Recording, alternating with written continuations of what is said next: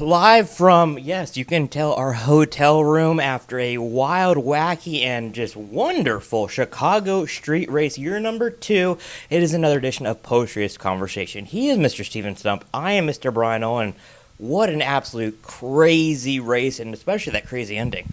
Yeah, Alex Bowman scores his 8th career win, first of 2024, breaks an 80-race winless streak. Meanwhile, Kyle Larson and Shane Van Gisbergen finished second to last in last, just as we all predicted. Right? Just literally every single thing that he just said, we nailed perfectly in our pre-race video. Steven, though, let's dive into just try and summarize the beginning, middle, and end of this race. Let's start at the beginning.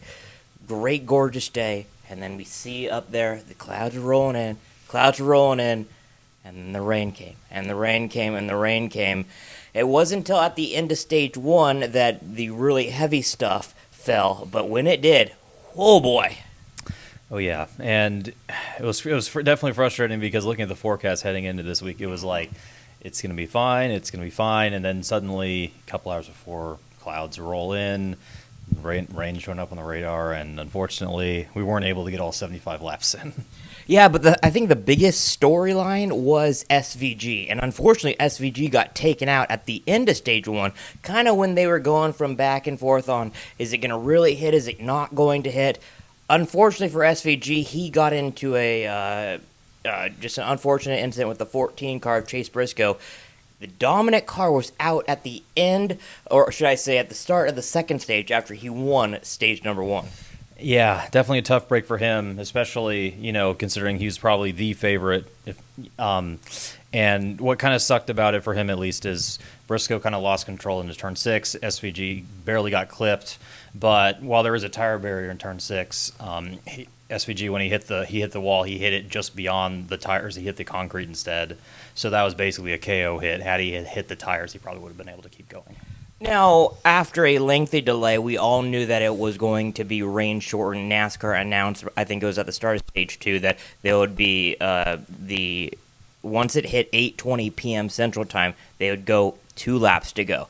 Well, that put a whole other wrench when torrential downpours started happening for about an hour to an hour and a half. They got back going, and just as we all expected, the second car out of the race was Kyle Larson, a absolute vicious hit into the tire barrier. What did you hear from Larson when he exited the care center? He said he just locked it up. I know Bell had talked about he felt that turns felt a little slick, but Larson was running third. He was kind of catching up to the front 2, and then he just goes full speed right into the tires. He barely missed Ty Gibbs. Ty Gibbs said in his post-race, he said he felt the 5, like right near him. But and again, once again, just like SVG, unfortunately, we've seen drivers go into that turn 6 wall and be totally fine, but Larson kind of hit like at the very end, so he hit more concrete than he did the tire barrier, and that killed the car. So the 2 favorites, they battled yesterday, and they were expected to be the favorites today, and they were the first 2 out. Steven, after Larson was out, it was a decision time for crew chiefs, whether you're going to go to slicks or whether you stay on wets. And for 2 crew chiefs, and Adam Stevens and Billy Scott, they went to the slick tires. Now, Christopher Bell's almost got to Alex Bowman. However, he got into an incident, collided Carson Hocevar. That day ended unfortunately, with a DNF. On the other hand, Tyler Reddick, he was getting there. He was getting closer. And if he did not hit the turn 5 wall in the final lap, he may have got to Alex Bowman. Before we dive into Bowman, let's dive into Christopher Bell and Tyler Reddick. What can you say about those 2 and the decision to go to slicks over the wet tires? Well, it was kind of a split decision, and I was somewhat shocked to see it just because everyone was going to be good on fuel with how much time was left. But, it was Reddick, it was Bell, it was also Ty Gibbs who led the most laps today. He ended up finishing third. They all decided to pit. They decided to put the slick tires on. There were 12 drivers that stayed out on the wets, so they had to make their way back to the field.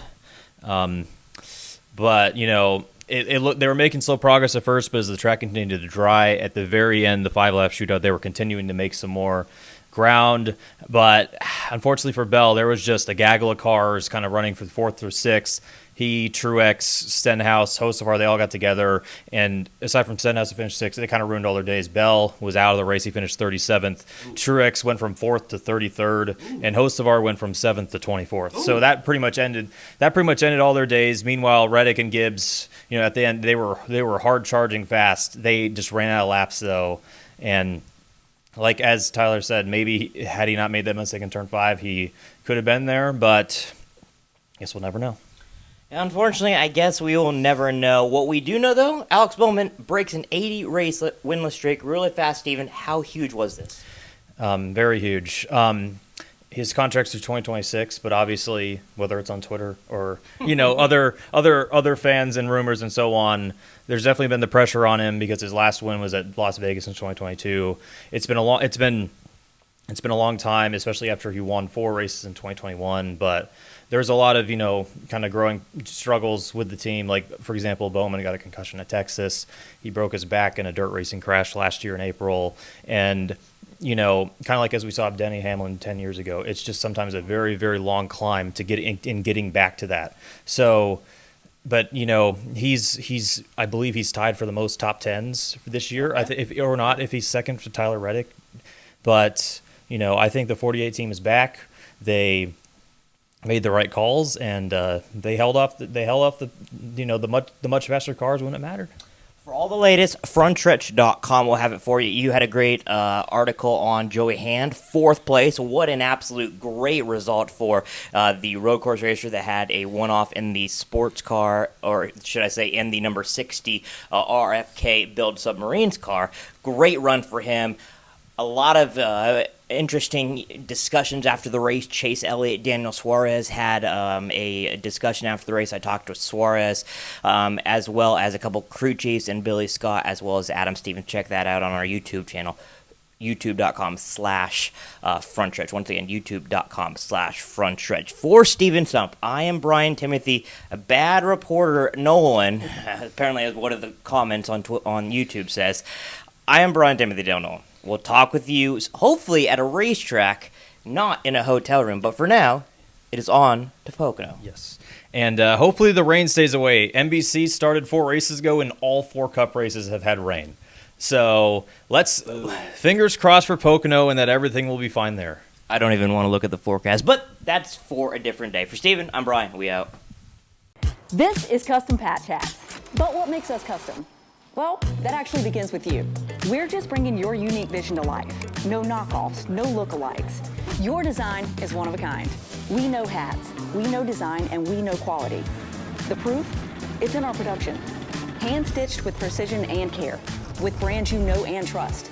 A one-of-a-kind patch deserves a one-of-a-kind treatment, all the way to your doorstep. It's how we keep it custom.